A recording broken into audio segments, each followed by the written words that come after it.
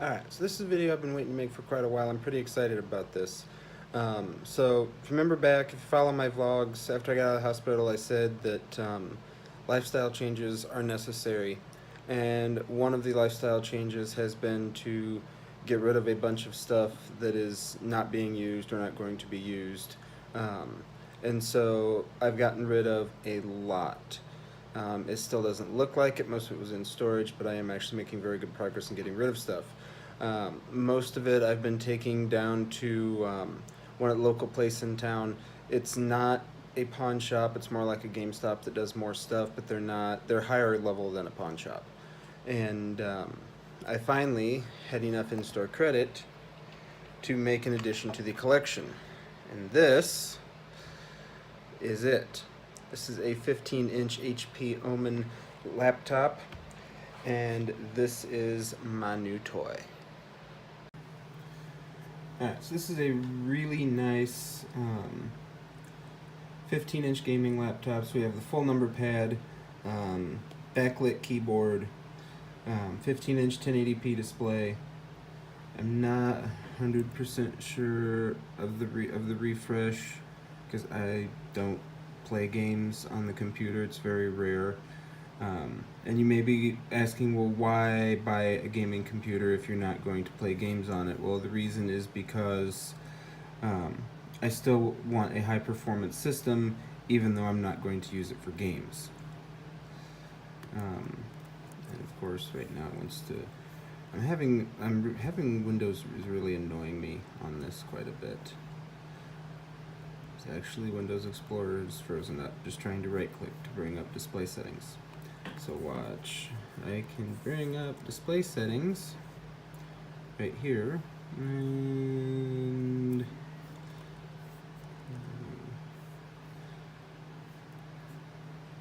does not say anything about the refresh rate. So I'm not 100%, it's on 60, okay. It is on 60. So, oh, well that's because it's the Intel 830, screw it. Anyway, 16 gigs of DDR4. This has a, I'm going to have to pause this and try to unjam this because this is completely frozen at this point.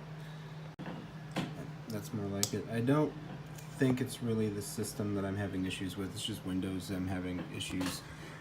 It's a prime example of why I build my own systems, because a vanilla clean Windows install is so much better than a HP install, for example. So we have a Core i7-7700, got 16 gigs DDR4, we've got a GTX 1050 Ti, and we have a 128 gig NVMe M2 SSD for the boot drive. I will eventually upgrade the 3.5 in it. It's only 500 gigs, but that's not something I'm worried about right now. Right now I'm more worried about just making sure that everything is working and working consistently. So I'm absolutely loving this thing so far. We've got 3 USB 3.0s, a USB-C audio in and out, a full-size HDMI mini display port, 2 USBs on the other side, no disk drive, but that's not something that I'm worried about. I'm getting to the point of where I'm moving past disks anyway, so we're getting there. That's really awesome. Alright, so if you watch my computer videos, you know that I do love my benchmarks, even though my benchmarks are very basic compared to what a lot of guys will do. I keep my benchmarks to pass mark, and the reason for that is I don't play games, so I don't care what this does in Shadow of the Tomb Raider or in anything else. I don't care. I'm not going to use it. Whereas with putting everything through pass mark, if I'm looking at new hardware, I can very easily pull reference scores for pass mark from that new hardware. So if I'm looking at new processors or video cards for a build, I can easily reference the score off pass mark, and then it translates to an even keel of what I have already benchmarked. So we still have not overtaken Silver Lake. This comes in at a 5058 versus Silver Lake's 5179. And Silver Lake is running a i7 4790K, 24 gigs of DDR3, a GTX 970, and a Samsung 850 EVO. CPU-wise, The 7700 HQ comes in at 9509 versus 11060. So the 4790K beats the 7700 HQ. Remember, all this is stock. I don't overclock anything unless something is getting old and I need to overclock to keep extra life out of it. Graphics, the 1050 Ti comes in at about half of the 970. Now again, it's a 1050 Ti mobile, comes into 5981 versus a 10397 on the 970. But where this gets so close is the SSD, the NVMe drive clocks in at a 14,946, whereas the 850 Evo in Silver Lake comes in at a 5083. That is where this system really makes up its difference. Now, why would I buy a gaming laptop when I don't play PC games? Well, I do YouTube editing, I do scanning and other stuff that I like to have a lot of tabs open in Edge or in Firefox, so I still want that performance. But gaming hardware also generally lasts longer when you don't press it to its max consistently, because that's what it's designed for, so it generally will last longer when you just put it through normal use. Plus, if we're at a hotel or something and I have whatever videos I had for that day edited, then I can go pop up Forza and play some Forza on it, which is still a good way to wind down if I'm bored, so I can do a little bit on it. I just don't really care to. But if we're out at a hotel or something and I'm bored and I want to play something, then I can load up Forza and I can play it. So the system does have Bluetooth. So my Ocean Shadow controller that is paired to this laptop,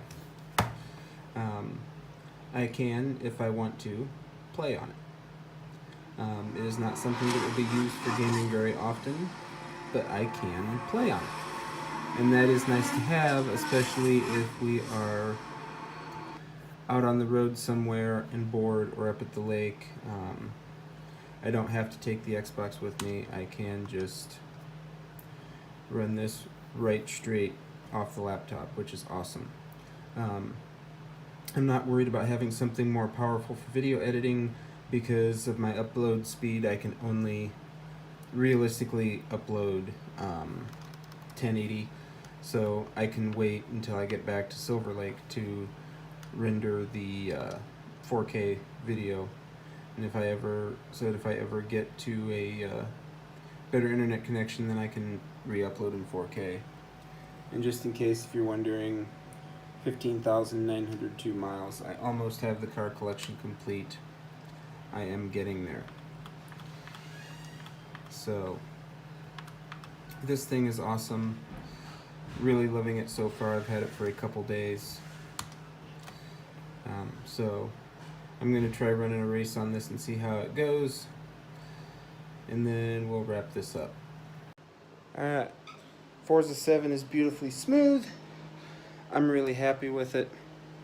So I'm going to wrap this one up. Eventually we'll build something that'll beat Silver Lake. Eventually. Maybe. Later.